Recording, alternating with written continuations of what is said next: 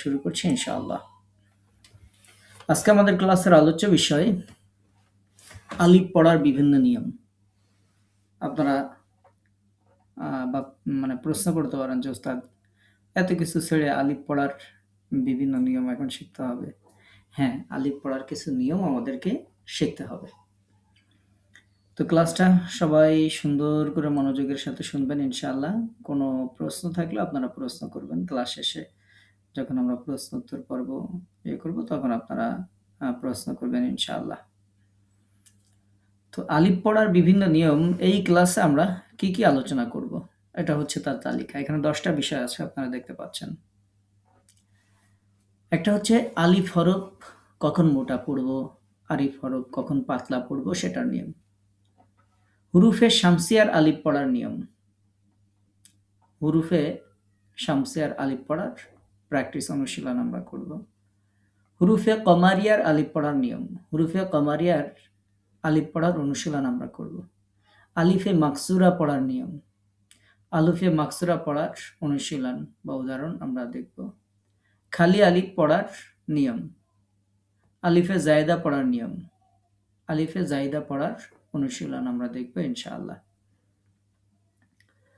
তো আলিফের এই বিষয়গুলো মূলত আজকের ক্লাসে আমরা আলোচনা করার চেষ্টা করব ইনশাআল্লাহ।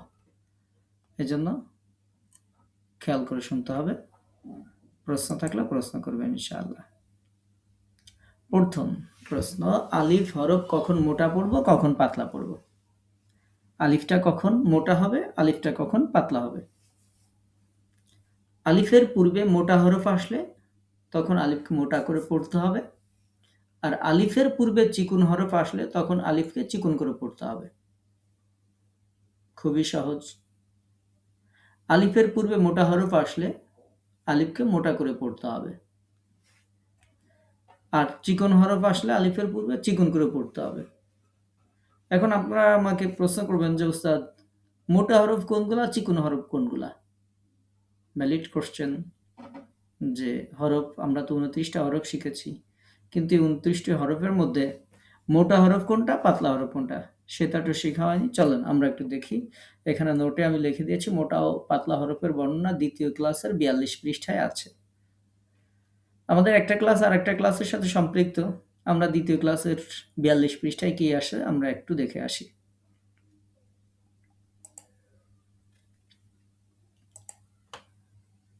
এখানে আমরা দেখতে পাচ্ছি এটা দ্বিতীয় ক্লাসের 42 পৃষ্ঠা, মোটা পাতলা হরফের বর্ণনা। এখন আমাদেরকে দ্বিতীয় ক্লাসে ফিরে আসতে হবে। ফিরে আসার পরে আমাদেরকে একটু দেখতে হবে আরবিতে 29টি হরফের মধ্যে 10টি হরফ মোটা করে পড়তে হয়। সেগুলো হচ্ছে হরফে মুস্তালিয়ার 7টি হরফ, খ, সোয়া, দদ, গইন, ত, কফ, জোয়া। আপনাদের মনে থাকবে আমরা 8টা হরফ শিখিয়েছিলাম, যেই 8টা হরফ জবর হলেও আকার হয় না। দেখেন সেই 8টা হরফের 7টা এখানে আছে আর একটা র এই যে নিচে আছে। তার মানে ওই 8টা হরফ যারা মুখস্থ করেছিলেন বা শিখেছিলেন তাদের জন্য এটা খুবই সহজ। তাহলে ওই 8টা হয়ে গেল, আর এই লাম এবং আলিফ, এই সর্বমোট 10টা। এই 10টা হরফ মোটা করে পড়তে হয়। তো এর মধ্যে এই যে 7টা হরফ, হরফে মুস্তালিয়ার যে 7টা হরফ, এই 7টা সবসময় মোটা হবে, আর র, লাম এবং আলিফ এই 3টি হরফ কারণবশত মোটা হবে। কি কারণে মোটা হবে অথবা কি কারণে চিকন হবে সেটা আমরা, যেমন র হরফ পড়ার নিয়মের সময় আমরা আলোচনা করব যে র কেন মোটা হয়, কেন পাতলা হয়। আল্লাহ শব্দে লাম পড়ার সময় আমরা আল্লাহ শব্দের লাম এর বাইরের লাম কোনটা মোটা হবে কোনটা পাতলা হবে সেটা বলে দিব। আলিফ পড়ার নিয়ম তো আজকে আমাদের 7ম ক্লাসে আমরা আলোচনা করছি অলরেডি, সেখান থেকে আমরা এখানে ফিরে আসলাম। তো এই 3টি হরফ কারণবশত মোটা হবে, আর এই 7টা সবসময় মোটা হবে। তাহলে 7 আর 3 10, এই 10টা হরফ মোটা করে পড়তে হবে। তাহলে এই হরফগুলো জবর অবস্থায় পুরোপুরি মোটা হবে। যখন এই হরফগুলোতে পেশ থাকবে তখন তার থেকে সামান্য একটু কম মোটা হবে। যদি জের থাকে আরও একটু কম মোটা হবে। এই হচ্ছে মূল বক্তব্য। এবার তাহলে পাতলা হরফ কোনগুলা? পাতলা হরফ হচ্ছে উপরে বর্ণিত যে 10টি হরফ আপনাদেরকে দেখাইলাম, এই 10টি হরফ ব্যতি রেখে আরবি অক্ষরের বাকি যে 19টি হরফ আছে সেই 19টি হরফ পাতলা। তার মানে ওই 10টা শুধু মুখস্থ করলে হবে, বাকিগুলো মুখস্থ করা লাগবে না। বাকিগুলো মুখস্থ না করলে কোনো সমস্যা নেই।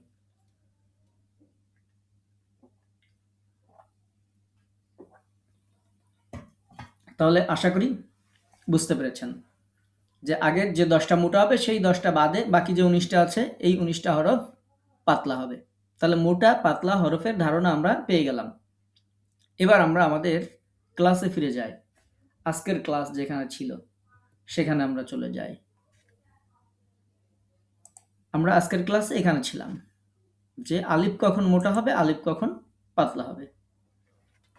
তাহলে এবার আমরা পেয়ে গেলাম আলিফের পূর্বে মোটা হরফ আসলে তখন আলিফকে মোটা করে পড়তে হবে। দেখেন এখানে আলিফের পূর্বে যে হরফগুলো আছে সেগুলো মোটা। কলা কফ আসছে, তলা তো আসছে, তাহলে এগুলো মোটা হবে। এরপরে আলিফ হরফ কখন চিকন হবে? আলিফের পূর্বে চিকন হরফ আসলে তখন আলিফকে চিকন করে পড়তে হবে। চিকন হচ্ছে ওই 10টা বাদে বাকি যে 19টা ছিল সেটা হচ্ছে চিকন হরফ। এখন আমরা দেখব যে এখানে কি আছে। দেখেন প্রথম 2টা উদাহরণ দিলেই বুঝতে পারবেন। জা জিম আসছে, হ্যাঁ, চিকন। তো জা এজন্য আ হবে। শা শিন আসছে। এখন আপনারা বলবেন উস্তাদ আলিফ মোটায় কোথায় পড়লেন আর পাতলা কোথায় পড়লেন? এটাই তো বুঝতে পারলাম না।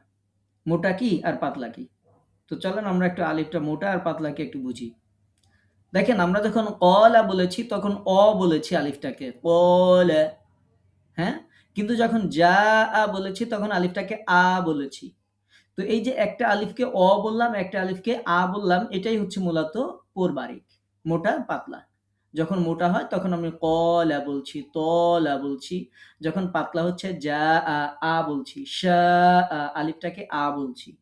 তো আশা করি এবার বুঝাইতে পেরেছি যে যখন আমি মোটা পড়ছি, মোটা হরফের পরে যখন আলিফ পড়ছি তখন আমি পড়ছি, আর যখন পাতলা হরফের পরে আলিফ পড়ছি তখন আমি আলিফটাকে পড়ছি। তো এই জন্য আলিফটা কখন মোটা হবে কখন পাতলা হবে এই নিয়ম সহি করে কোরআন তেলাওয়াত করার জন্য আমাদেরকে জানতে হবে। এরপরে হরফে শামসিয়ার আলিফ পড়ার নিয়ম। আমরা আরেক ধরনের আলিফ কোরআন তেলাওয়াতের ক্ষেত্রে আমরা পড়ে থাকি। সেটা হচ্ছে আমরা কোরআন তেলাওয়াত যখন করি আমরা দেখি প্রচুর পরিমাণ শব্দের প্রথমে আলিফ লাম থাকে। তো কখনো আমরা দেখি যে আলিফ হরফটি পড়া হয়, আবার কখনো দেখি পড়া হয় না, কখনো লাম পড়া হয়, কখনো পড়া হয় না। তো এটা কেন? তো এটা হচ্ছে হরফে শামসি আর কমারির যে আলিফ পড়ার নিয়ম, এটার কারণে। যেসব শব্দের প্রথমে যুক্ত আলিফ লাম এর আলিফ হরফটি পড়া হয় কিন্তু লাম হরফটি উচ্চারিত হয় না, মানে লাম হরফটি পড়া হয় না, এবং লামের পরে যে হরফটি থাকে 3 নম্বর যে লেটারটা থাকে, হ্যাঁ, সেই হরফটিকে তাসদিদ দিয়ে পড়তে হয়। এরকম যে হরফগুলো আছে সেই হরফগুলোকে হরফে শামসি বলে। হ্যাঁ, যেমন আশ-শামসু, শামস দিয়ে আমরা উদাহরণ দিলাম। দেখেন এখানে আমরা আলিফটাকে পড়ছি বাট লামটাকে পড়ছি না, শিনটাকে তাসদিদ দিয়ে পড়ছি। এই ফরম্যাটে যে আলিফগুলো আছে, আলিফ লামগুলো আছে, এটা হচ্ছে হরফে শামসিয়া। মানে এখানে এমন কিছু হরফ এই আলিফ লামের পরে আসবে যেই হরফ আসলে লামটাকে বাদ দিয়ে পড়তে হবে। তো সেই হরফগুলোর নাম হচ্ছে হরফে শামসিয়া। সেই হরফ হচ্ছে 14টি। কি, কি? এখানে তালিকা দেয়া আছে তা, থা, দাল, যাল, র, ঝা, সিন, শিন, সদ, দদ, ত, জ, লাম এবং নুন। এই যে হরফগুলো এই 14টা হচ্ছে, যদি এরকম আলিফ লামের পরে এই 14টা হরফের কোনো একটা হরফ আসে তখন লামটাকে বাদ দিয়ে পড়তে হবে। এটার নাম হরফে শামসি। হরফে শামসির উদাহরণগুলো দেখেন। এখানে আমরা যতগুলো অক্ষর দেখিয়েছি প্রত্যেকটা অক্ষর দিয়ে এখানে উদাহরণ দেওয়া আছে। প্রত্যেকটা অক্ষরের দিকে তাকান। তা দিয়ে আত-তাওবাতু, দেখেন লামটা বাদ দিছি। সা দিয়ে আস-সাকিবু, দাল দিয়ে আদ-দাঈ, লামটাকে বাদ দিয়ে পড়ছি। শিন দিয়ে আশ-শাজারাতু, লাম পড়ছি না। সদ দিয়ে আস-সুলবু, লাম পড়ছি না। দোয়াদ দিয়ে আদ-দুহা, লাম বাদ দিয়ে পড়ছি। এরকম ভাবে এখানে প্রত্যেকটা হরফ আছে। আমরা যখন আপনাদেরকে পিকচারটা দিয়ে দিব তখন আপনারা দেখে নিবেন, পড়ে নিবেন। তো এখন এখানে র আসছে, দেখেন আর রহমান, লাম পড়ছি না, হ্যাঁ, জুলুম জোয়া আসছে আর জুলমু পড়ছি, লাম পড়ছি না, এটা হচ্ছে হরফে শামসি। এবার আমরা আসি, একটা বিষয় এখানে মনে রাখতে হবে, সেই বিষয় কি, এগুলো যদি ভিন্ন শব্দের সঙ্গে যুক্ত হয় তখন আলিফ লাম উভয়টি পড়া হবে। যদি এই হরফে শামসির এই শব্দ যদি কখনো দেখা যায় যে ভিন্ন শব্দের সাথে যুক্ত হচ্ছে, তখন আমরা আলিফ এবং লাম দুইটাইকে বাদ দিয়ে দিব, পড়া হবে না।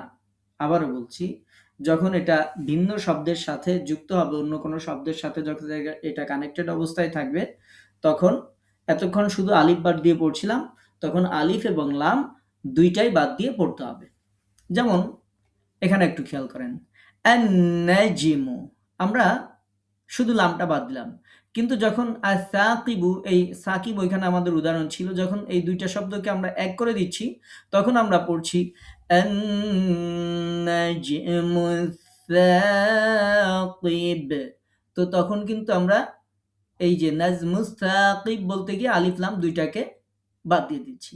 দেখেন আত্তাজিরু, যদি এটাকে আলাদা করে পড়ি আমি কিন্তু শুধু লামটা বাদ দিচ্ছি। যখন আমরা এর সাথে আরেকটা হরফে শামসি যুক্ত আরেকটা শব্দকে যোগ করছি তখন আমরা কি বলছি, আত্তাজিরু সাদিকু, তো তখন আমরা আলিফ লাম দুইটাই বাদ দিচ্ছি।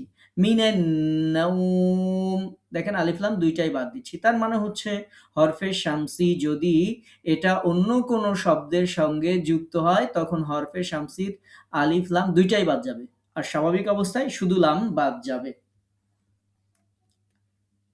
এরপরে আমরা আসবো হরফে কামারিয়া। হরফে কামারিয়ার আলিফ পড়ার নিয়ম কি, যেসব হরফের আগে আলিফ লাম যুক্ত হলে আলিফের উপর হরকত দিয়ে লাম সহ পড়তে হবে সেসব হরফকে হরফে কামারি বলে। মানে যেখানে আলিফ লাম দুইটাই পড়তে হবে সেটার নাম হচ্ছে হরফে কামারি। যেমন আল কমারু, দেখুন আমরা আলিফও পড়ছি লামও পড়ছি, আবার এর পরে যে লেটারগুলো আছে সেগুলোও পড়ছি। তার মানে আলিফ লামের পরে যদি এই নিচেই যে 14টি হরফ আছে এই 14টি হরফের কোনো হরফ থাকে তখন আলিফ লাম সেই হরফ সবগুলো পড়তে হবে। এটার নাম হচ্ছে হরফে কামারি। তো হরফে কামারি 14 যে হরফ সেটা হচ্ছে বা, জিম, হা, খ, আইন, গাইন, ফা, কফ, কাফ, মিম, ওয়াও, হা, হামজা এবং ইয়া। তো এই হচ্ছে হরফে কামারির আলিফগুলো। আমরা একটু দেখি হরফে কামারের উদাহরণগুলো একটু দেখি, তাহলে সহজ হবে। যেমন বা, দেখেন আলিফ লামের পরে বা আসছে তখন আমরা দেখেন আল বাইতু পড়ছি, এখন কিন্তু আমরা আর কোনো কিছু বাদ দিচ্ছি না। জিম, আল জিবালু পড়ছি। হা, আল হামদু পড়ছি। খ, আল খলিলু পড়ছি, অর্থাৎ আলিফ লাম দুইটাই পড়ছি। কফ, আল কুরআনু, আলিফ লাম পড়ছি। কাফ, আল কাউসারু। মিম, আল মাগরিবি। ওয়াও, আল ওয়াদুদু, আলিফ লাম সবগুলোই আমরা পড়ছি। এরপরে যে উদাহরণগুলো আছে সেগুলো সেম। এখানেও আমাদেরকে একটা বিষয় মনে রাখতে হবে, এগুলো যদি ভিন্ন শব্দের সঙ্গে যুক্ত হয় তখন আলিফ পড়া হবে না। মানে হরফে শামসি ছিল যে যদি ভিন্ন শব্দের সঙ্গে যুক্ত হয় তখন আলিফ লাম দুইটাই বাদ যাবে, আর হরফে কমারিতে যদি ভিন্ন শব্দের সঙ্গে যুক্ত হয় তাহলে শুধুমাত্র আলিফটা বাদ যাবে, বাট লামটা পড়তে হবে। যেমন মাল কারিয়া, দেখেন এটা ছিল আল কারিয়া, কিন্তু শুরুতে আমরা মিমের সাথে যুক্ত করার কারণে এই আলিফটা বাদ দিয়ে দিচ্ছি। মাল কারিয়া, আল কিতাবু, আমরা যদি এটাকে আলাদা পড়ি তাহলে পুরোটাই পড়তে হচ্ছে, কিন্তু যখন যালিকার সাথে যে যোগ করছি তখন আমরা আলিফটা বাদ দিয়ে দিচ্ছি কিন্তু লামটাকে পড়ছি। যালিকাল কিতাব। এরপরে আল জান্নাত, তো এই জান্নাতটা যখন আমরা অন্য শব্দের সাথে যুক্ত করছি তখন আলিফটা বাদ দিচ্ছি। মিনাল জিন্নাতি ওয়ান নাস ক্বাবলাল ফাজরি, আল ফাজরি, কিন্তু আমরা যখন ক্বাবলার সাথে যুক্ত করছি তখন শুধু আলিফটা বাদ দিয়ে দিচ্ছি। তো আশা করি মোটামুটি বুঝাইতে পেরেছি। প্রশ্ন থাকতে পারে, প্রশ্ন থাকলে আপনারা প্রশ্ন করবেন, লিখে রাখবেন, কোনো সমস্যা নেই ইনশাআল্লাহ। তো এই ছিল হরফে শামসি এবং হরফে কামারির আরিফ পড়া। এবার আমাদের অন্যতম আলোচ্য বিষয় আলিফে মাকসুরা পড়ার নিয়ম। আপনারা বলবেন উস্তাদ আলিফে মাকসুরা কি? আমরা এখানে লিখে দিয়েছি আমাদের বইতে। আলিফে মাকসুরা অর্থ হচ্ছে রস্য আলিফ। এতে হরফের উপর খাড়া জবর এবং পরে একটি নুক্তাবিহীন ইয়া অথবা একটা ওয়াও থাকে। এই ইয়া অথবা ওয়াও পড়া হয় না। আলিফে মাকসুরা মিলিয়ে পড়া হোক অথবা অক্ফ করা হোক, সর্ব অবস্থায় এক আলিফ পরিমাণ টেনে পড়তে হয়। তাহলে আমরা আলিফে মাকসুরা একটু দেখি। আমরা তিলাওয়াতের সময় পবিত্র কোরআনুল কারিমে অনেক শব্দ আপনারা এরকম দেখতে পান, যেখানে এরকম একটা ইয়া আছে, যে ইয়াতে কোনো নুক্তা নেই, তারপরে অথবা একটা ওয়াও আছে, সেই ওয়াওটাকে পড়ছি না। তো এই যে বিষয়গুলো আছে পবিত্র কোরআন তিলাওয়াতের ক্ষেত্রে, যাকাতের মধ্যে দেখেন একটা ওয়াও আছে, সেই ওয়াওতে কোনো হরকত নাই। তো তার আগে এই হরফে খাড়া জবর আছে, এটা হচ্ছে এর সিম্বল, এটাকে একটু দেখে নিতে হবে। তো এটা হচ্ছে আলিফে মাকসুরা। আলিফে মাকসুরার ইয়া অথবা ওয়াও পড়া হয় না। তো এর আগে খাড়া জবর থাকলে আলহামদুলিল্লাহ, খাড়া জবর থাকলে এক আলিফ টানতে হবে। অনেক সাফাতে, অনেক মোসাফে খাড়া জবর থাকে না, শুধু জবর থাকে। তো সেখানে বুঝে নিয়ে এক আলিফ টানতে হবে। তো এখন এই উদাহরণগুলো আমাদের দেশে ম্যাক্সিমাম কোরআনগুলোতে খাড়া জবর দেয়া থাকে। এজন্য আমরা খাড়া জবর দিয়েই উদাহরণগুলো দিয়ে দিয়েছি। শাত্তা, এভাবে জাস্ট এক আলিফ টেনে পড়তে হবে। তিসআ, এক আলিফ টেনে পড়তে হবে। এখন যদি আপনি খোঁজেন যে উস্তাদ ইয়া কোথায় গেল, ইয়া পড়ছি পড়বো কি পড়বো না, এই কনফিউশন যেন না আসে, এজন্য আমরা আগেই এটা দেখিয়ে দিচ্ছি যে এগুলোর নাম হচ্ছে আলিফে মাকসুরা। যদিও এটাকে দেখা যাচ্ছে ওয়াও, যদিও এটাকে দেখা যাচ্ছে ইয়া, কিন্তু এটা মূলত আলিফ। এজন্য এর নাম হচ্ছে আলিফে মাকসুরা। দেখতে ওয়াও, দেখতে ইয়া, কিন্তু মূল কাজ আলিফের মতো। তো এটা এক আলিফ টেনে পড়তে হবে। তো সুবিধাজনক বিষয় হচ্ছে আমাদের দেশের কোরআনগুলোতে এর আগের হরফে খাড়া জবর দেয়াই থাকে। এজন্য আমাদের কষ্ট করতে হবে না। টেনশনের কোনো কারণ নেই। আমরা এটা পড়তে পারবো ইনশাআল্লাহ। খাড়া জবর থাকলে এক আলিফ টেনে দিবেন। যেই মাসাবগুলোতে খাড়া জবর নেই তাদের একটু বুঝে শুনে পড়তে হবে, এক আলিফ টেনে পড়তে হবে। আমাদের পরের আলোচ্য বিষয় খালি আলিফ পড়ার নিয়ম। কুরআনুল কারীম পড়তে গিয়ে বিভিন্ন সময় আমরা খালি আলিফ দেখতে পাই। এই ধরনের আলিফের আগের আয়াতে থামলে বাধে বিপত্তি। আমরা অনেকেই কনফিউজড থাকি যে এই আলিফে জবর দিয়ে পড়ব নাকি জের দিয়ে, নাকি পেশ দিয়ে পড়ব। এই বিষয়টি ক্লিয়ার হওয়ার জন্য আমাদেরকে ৩টি নিয়ম মনে রাখতে হবে। তাহলে কোন বিষয় নিয়ে আলোচনা করছি আশা করি বুঝতে পেরেছেন। আপনি এক জায়গায় থামছেন একটা আয়াতের শেষে, এখন পরের আয়াত শুরু করবেন। শুরুতে দেখলেন যে আলিফ আছে কিন্তু সেখানে কিছু দেয়া নেই। তো তখন আমরা আলিফ কিভাবে পড়ব? আলিফ পড়বো না পড়বো না? যদি পড়ি তাহলে সেটা জবর দিব, নাকি সেটাতে জের দিব, নাকি সেটাতে পেশ দিব? Valid question. তো এখন সেটা সলভ করার জন্য আমাদেরকে ৩টা পদ্ধতি সহজ আপাতত মনে রাখতে হবে। আর যারা আরবি ভাষা সম্পর্কে জ্ঞান রাখেন তাদের কাছে এগুলো কোনো বিষয় না। বাট আমি, আপনি, আমরা যারা কম জ্ঞানী মানুষ, আমরা যারা আরবি ভাষা সম্পর্কে এত দখল রাখি না, আমাদের যাদের আরবি ভাষা সম্পর্কে এত জ্ঞান নেই, আমরা সহজে ৩টা নিয়ম আপাতত মনে রাখবো। সেটা হচ্ছে, যদি খালি আলিফের পরে লাম হরফ থাকে তবে সেই আলিফে একটা জবর দিয়ে দিবেন। যদি দেখেন আলিফও আছে, লামও আছে, তারপরে দিয়ে দিবেন আলিফে এক জবর ইনশাআল্লাহ। যেমন সূরা নাস এর ৫ নম্বর আয়াত, যে আল্লাযী ইউওয়াসউইসু ফি সুদুরিন নাস। আপনারা বলবেন উস্তাদ আল্লাযী কেন পড়লেন? এখানে আলিফে তো কিছু দেয়া নাই। তো আলিফে কিছু দেয়া নাই। এখন আমরা এই যে ১ নম্বর সূত্রে এটাকে ফেলে দিছি। যে আলিফের পরে একটা লাম আছে। এই যে আমরা একটা লাম দেখতে পাচ্ছি।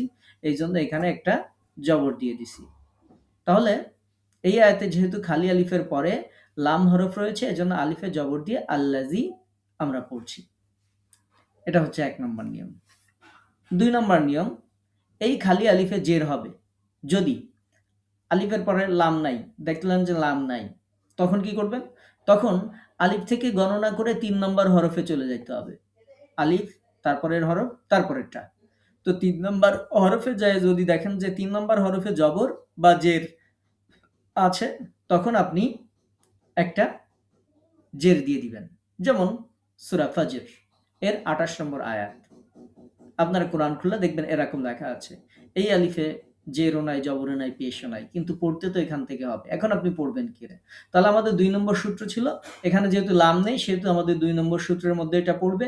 এখন আমরা একটা ৩ নম্বর হরফে ৩ নম্বর লেটারে আমরা যাব। তাহলে 1 2 3, ৩ নম্বর লেটারে আছে জিম। জিমে কি আছে? জের আছে। আমরা বলেছিলাম ৩ নম্বর হরফে যদি জবর অথবা জের থাকে তাহলে এই আলিফে আমরা একটা জের দিয়ে দেব। তাহলে আমরা এখন দেখছি ৩ নম্বর হরফে এখানে জের আছে, তাহলে আমরা একটা জের লাগায় দিলাম। এখন আমরা এটাকে পড়ব ইরজিই ইলা রাব্বিকি রাদিয়াতাম মারদিয়াহ। তাহলে আমরা এই যে ইর পড়ছি, তো এটা জের দিচ্ছি কারণ হচ্ছে এটা ৩ নম্বর হরফে জের আছে। ৩ নম্বর হরফে যদি জবর থাকে তাও এখানে জের হবে। তো আমরা ইরজি পড়লাম। কেন পড়লাম সেটা তো আপনাদেরকে বুঝাই দিলাম। এবার আসেন ৩ নম্বর নিয়ম। যদি ৩ নম্বর হরফে পেশ থাকে তাহলে এই খালি আলিফে আমরা একটা পেশ দিয়ে পড়ব। যদি দেখা যায় যে এই ৩ নম্বর হরফে পেশ আছে, জবরও নাই, জেরও নাই, আছে পেশ, তাহলে আমরা তখন এই খালি আলিফে একটা পেশ দিয়ে পড়ব। যেমনভাবে সূরা তহ এর ৩১ নম্বর আয়াত আমরা যদি পড়ি তাহলে এরকম আছে। তো এখন এখানে এইটা আমরা পড়ব কি করে? শুরুতে একটা সাকিন দেয়া আছে, আলিফে কিছু নাই। তো আমরা এখন আমাদের ৩ নম্বর নিয়ম আমরা গণনা করব। 1, 2, 3 ৩ নম্বর হরফ, ৩ নম্বর হরফে দেয়া আছে পেশ। আমরা এই হামজাতে একটা পেশ লাগায় দিব। এখন আমরা পড়ব উশদুদ বিহি আজরি, উশদুদ। এখন আলিফে পেশ দিলাম। কেন দিলাম? কারণ ৩ নম্বর হরফে পেশ আছে। এটা হচ্ছে সহজ নিয়মকানুন ছাড়া মনে করেন পড়ার সহজ একটা বুদ্ধি। তো এভাবে মোটামুটি ম্যাক্সিমাম আলিফের যে খালি আলিফগুলো সেগুলো সমাধান করা যাবে ইনশাআল্লাহ। এটা কোরআন তেলাওয়াতের সময় আপনাদেরকে একটু মনে রাখতে হবে। আপনারা বলবেন, "উস্তাদ আপনি এগুলো কেন দেখাচ্ছেন?" এগুলো দেখাচ্ছি আপনি যখন পড়বেন, নাজারা পড়বেন, আমাদের একাডেমিতে পড়েন অথবা যেখানেই পড়েন, এই প্রশ্নগুলোই আপনার মনে আসবে। আপনি উস্তাদকে এই প্রশ্নগুলোই করবেন। তো আমাদের একাডেমিতে যারা আলহামদুলিল্লাহ তাজবিদের কোর্সগুলো যারা করেন, তারা যেন এই জাতীয় ছোটখাটো প্রশ্ন উস্তাদের কাছে করা না লাগে, এজন্য আমরা আগেই এটা শিখিয়ে দিচ্ছি। আপনি পৃথিবীর যেখানেই পড়েন, এগুলো আপনার কাজে লাগবে ইনশাআল্লাহ। এরপরে আমরা আরেকটা আলিফ নিয়ে আলোচনা করব আজকের ক্লাসে। সেটা হচ্ছে আলিফে জাইদা। আলিফে জাইদা। জাইদা মানে হচ্ছে অতিরিক্ত। এখানে আমি লিখে দিয়েছি। আলিফে জাইদা মানে অতিরিক্ত আলিফ। অর্থাৎ যে আলিফটি লেখার সময় লিখতে হয় কিন্তু পড়ার সময় পড়তে হয় না, তাকে আলিফে জায়দা বলে। পবিত্র কোরআনুল কারিমে বিভিন্ন স্থানে আলিফে জায়দা রয়েছে। আলিফে জায়দার উপর ছোট্ট গোল চিহ্ন দেয়া থাকে। আমাদের দেশের কোরআনগুলোতে আলহামদুলিল্লাহ ম্যাক্সিমাম মাসহাবগুলোতে ছোট্ট একটা গোল চিহ্ন দেয়া থাকে। তো এই গোল চিহ্ন দেয়া থাকলে বুঝে নিবেন যে এটা আলিফে জায়দা, এটা পড়তে হবে না। যেমন আমরা এখানে কিছু উদাহরণ আপনাদেরকে দেখাই। আনা, হ্যাঁ? এরকম একটা গোল চিহ্ন দেয়া থাকবে। আনাতে স্বাভাবিকভাবে অনেক ক্ষেত্রে দেয়া থাকে না, যে আনাতে সবাই বোঝে যে এই আনা টানা মানা। এজন্য আনাতে অনেক ক্ষেত্রে দেয়া থাকে না, কিন্তু দেয়া থাকার কথা, হ্যাঁ? তো এই আনা আলিফ আছে, এখন এই আলিফটা বাদ দিয়ে পড়তে হবে। এই যে কেমন পড়তে হবে? এই যে লেখা আছে আনা, পড়তে হবে আনা, অর্থাৎ টানা যাবে না। এরপরে সূরা আলে ইমরান এর ১৪৪ নম্বর আয়াত, সূরা আম্বিয়া এর ৩৪ নম্বর আয়াত, এরকম বিভিন্ন জায়গায় বিশেষ করে এই জায়গাগুলোতে এই শব্দ আছে, হ্যাঁ? আফাইম, কিন্তু এই আলিফ বাদ। কি পড়তে হবে? আফাইম, টানা যাবে না, আলিফ বাদ দিয়ে পড়তে হবে। সূরা আলে ইমরানের ১৫৮ নম্বর আয়াতে গেলে আপনি পেয়ে যাবেন লা ইলাল্লাহি। এখন এই লা ইলাল্লাহি লামকে আমরা টানবো না। কেন টানবো না? এই যে আলিফের উপরে একটা গোল চিহ্ন দেওয়া আছে। তো এখন আমরা এই লাম টান দিয়া বাদ দিয়ে আমরা কি পড়ব? লা ইলাল্লাহি, লা ইলাল্লাহি, এরকম। এরপরে যত জায়গায় আমরা এখানে দেখিয়ে দিয়েছি, ম্যাক্সিমাম জায়গাতে যত জায়গায় আছে তত জায়গায় বাদ দিয়ে পড়তে হবে। একটু আমার একটা ইমার্জেন্সি কল আসছে, আপনারা একটু লাইনে থাকবেন ইনশাআল্লাহ। আসসালামু আলাইকুম ওয়া রাহমাতুল্লাহ। ওয়ালাইকুম আসসালাম। স্যার? না, সমস্যা নেই স্যার। স সমন্বয় সভা? না, কয়টায়? সকাল ১০টায়?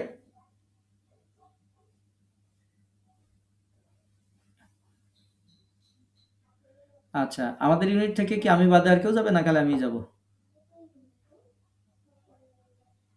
আচ্ছা। ও, নমিনালুল তাহলে আমি সাথে করে নিয়ে যাব। আমরা একটা জমা দিছিলাম। আ আপনার ওইখানে একটা তালিকা জমা দিছিলাম, আছে কিনা টাইপ করে রাখলে তাহলে ওইখান দিয়ে।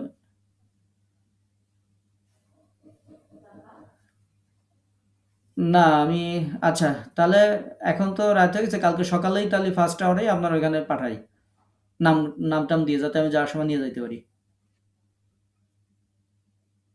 সঠিক, সঠিক, সঠিক। ঠিক আছে, ইনশাআল্লাহ। হ্যাঁ, পড়তেছি স্যার, ইনশাআল্লাহ। আচ্ছা, আসসালামু আলাইকুম। ওয়ালাইকুম আসসালাম।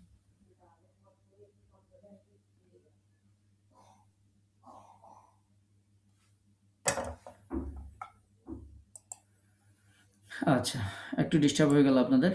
উম, আমরা যেখানে ছিলাম, তাহলে এইগুলো আমাদেরকে পড়তে হবে না।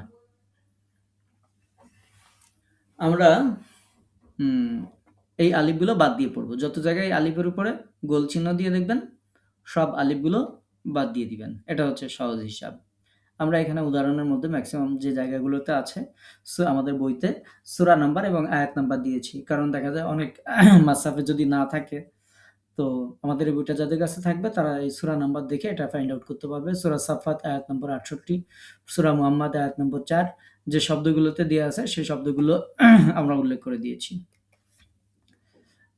এরপরে এখানে অনেকগুলো উদাহরণ আছে, সবগুলো দেখাচ্ছি না। বাট যত জায়গায় এরকম আ গোল চিহ্ন দেয়া থাকবে আলিফের, সব বাদ দিয়ে পড়তে হবে। কেমন পড়তে হবে সেটা আমরা এই পাশে লিখে দিয়েছি। যেমন লিয়ারবুয়া এরকম ছিল, বাট লিয়ারবুয়া, ওয়াতে টানা যাবে না, আলিফ বাদ দিয়ে পড়তে হবে। তো এটা এখানে লেখা আছে, একটু দেখে নিবেন ইনশাআল্লাহ।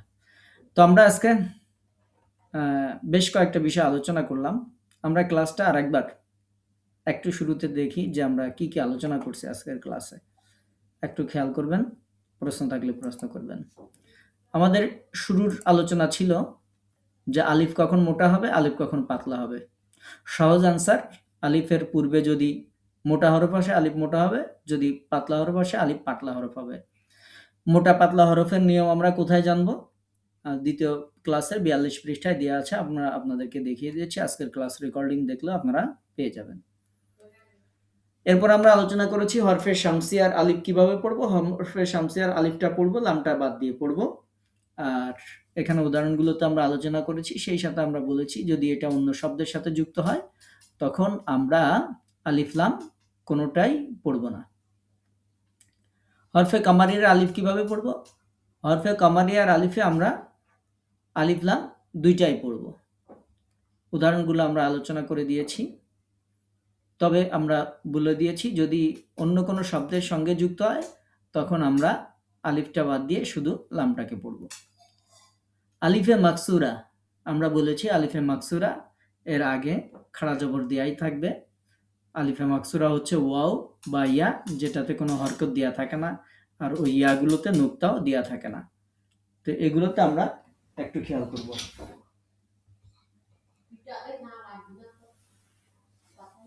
তো আমরা এভাবে একটু খেয়াল করে আলিফে মাকসুরা পড়ে নিব। এক আলিফ আমাদেরকে টানতে হবে। খালি আলিফ পড়ার নিয়ম, আমরা ৩টা নিয়ম আলোচনা করেছি। যে কোরআন তেলাওয়াতের সময় আমরা অনেক জায়গায় বেঁধে যাই যে খালি আলিফ দেখি, এই খালি আলিফ কিভাবে পড়বো? সেক্ষেত্রে আমরা বলেছি আলিফের সাথে যদি লাম থাকে, তাহলে আলিফে আপনারা একটা জবর দিয়ে পড়বেন। আলিফের সাথে যদি লাম না থাকে, তখন ৩ নম্বর লেটারে চলে যাবেন। ৩ নম্বর লেটারে যদি দেখেন জবর বা জের আসে, তাহলে আলিফে জের দিয়ে দিবেন। এরপরে ৩ নম্বর লেটারে যদি পেশ থাকে, তখন আলিফে পেশ দিয়ে দিবেন। এটা হচ্ছে খালি আলিফ পড়ার নিয়ম। তারপরে আমরা আলিফে জায়দা পড়ার নিয়মটা আলোচনা করেছি, যে পবিত্র কোরআনুল কারিমে কোরআনগুলোতে দেখবেন এরকম অনেক আলিফের উপর ছোট্ট করে এরকম গোল দেয়া থাকবে। গোল দেয়া যে আলিফগুলো সেগুলো বাদ দিয়ে পড়বেন। কি থাকবে আর কি পড়তে হবে সেটা আমাদের উদাহরণের মধ্যে আছে, আপনাদেরকে পড়ে মোটামুটি কিছু উদাহরণ আমরা শুনিয়েছি। তো এই ছিল আমাদের আজকের ক্লাস। অল্প কিছু বিষয় আমরা বোঝানোর চেষ্টা করেছি। কারো কোনো প্রশ্ন যদি থাকে আপনারা প্রশ্ন করবেন ইনশাল্লাহ। কারো কোনো প্রশ্ন আছে?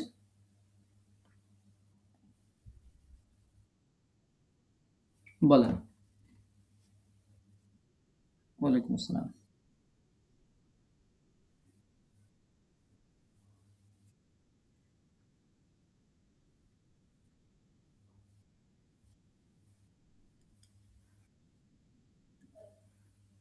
হুম, এখন প্রশ্ন হচ্ছে তাহলে দেয়া থাকে কেন, তাই তো? আমরা ইংরেজিতে যদি নলেজ বানান করি, তার মধ্যে একটা ডি আছে না? এখন আমরা তো পড়ার সময় তো ডি পড়ছি না। তো ওইটা দেয়া থাকে কেন? যে এটাও দেয়া থাকবে কেন, তাই না?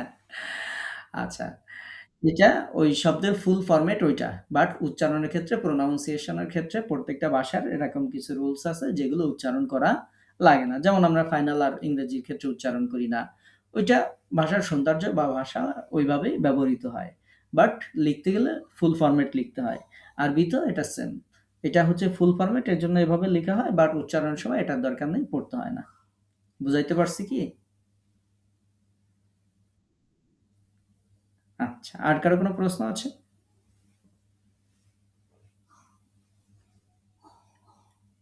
নির্ভয়ে প্রশ্ন করতে পারেন। প্রশ্ন করতে আবার কারো ভয় পাওয়ার দরকার নাই। না বুঝলে প্রশ্ন করবেন। আমাদের ক্লাসে মেহেরবানি করে বুঝতে পারেননি, কিন্তু চুপ করে বসে থাকবেন না।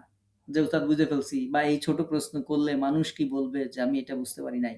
এরকম কোনো কিছু মনে করবেন না। প্রশ্ন মনের মধ্যে যদি আপনার কোনো কনফিউশন থাকে, আপনি ইনশাআল্লাহ প্রশ্ন করে ক্লিয়ার করে নিবেন। আর কারো কোনো প্রশ্ন আছে? ওই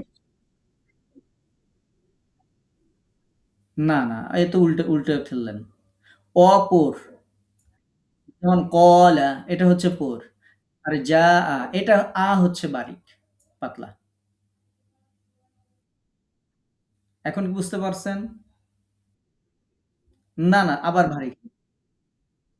হচ্ছে পাতলা আর হচ্ছে ভারী। যেমন কলা, এটা পড়তেছি, এটা হচ্ছে পোর, মোটা। আর পড়তেছি, এটা হচ্ছে বারিক মানে পাতলা। পাতলা, মোটা। বুঝাইতে পারছি? জি। আর কারো কোনো প্রশ্ন আছে?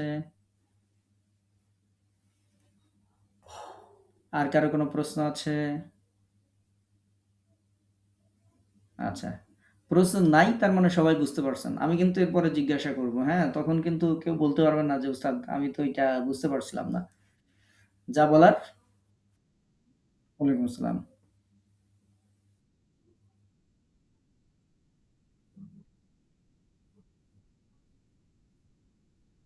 আমি যখন এটা আমি যখন এটা সামারি আলোচনা করছি, আমি কয় মিনিটে আলোচনা করছি? ১.৫ থেকে ২ মিনিট। তো ১.৫ থেকে ২ মিনিটের মধ্যে যা বলেছি এটা মুখস্থ করার কোনো ব্যাপার না।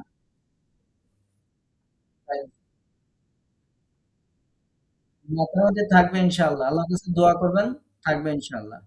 টেনশন নাই। ঠিক আছে ইনশাআল্লাহ। ওয়ালাইকুম আসসালাম। হ্যাঁ, একজনের কথা শেষ হলে তারপরে কথা বলা শুরু করবেন। রহিমা আপু বলেন এখন।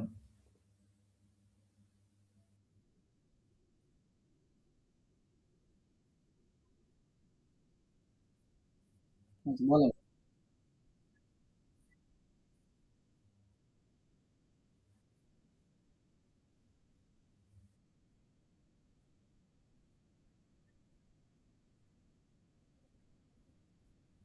হাকিকাত আমাদের শেষের ক্লাসের দিকে পেয়ে যাবেন ইনশাআল্লাহ। ঠিক আছে? সূরা ইউসুফ সূরা ইউসুফের সূরা ২৬ নম্বর আয়াত না ১২ নম্বর আয়াত? কত নম্বর আয়াত? আপনি পিকচার তুলে আমার কাছে পাঠায় দিবেন। কেন আপনার কোরআনে বড় লেখা আছে দেখা যাবে। ঠিক আছে? আচ্ছা, আর কারো কোনো প্রশ্ন আছে? রাইমা আপুকে শোনা রাইমা আপুকে শোনা যায় না। আর কারো কোনো প্রশ্ন আছে?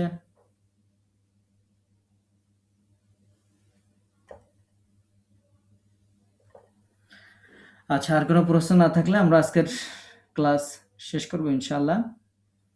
হুম, আল্লাহ পাক রব্বুল আলামিন আমাদেরকে পবিত্র কোরআনুল কারীমের বারাকা আল্লাহ তাআলা জাল্লা শাআনহু দান করুন। আ আল্লাহ তাআলার কাছে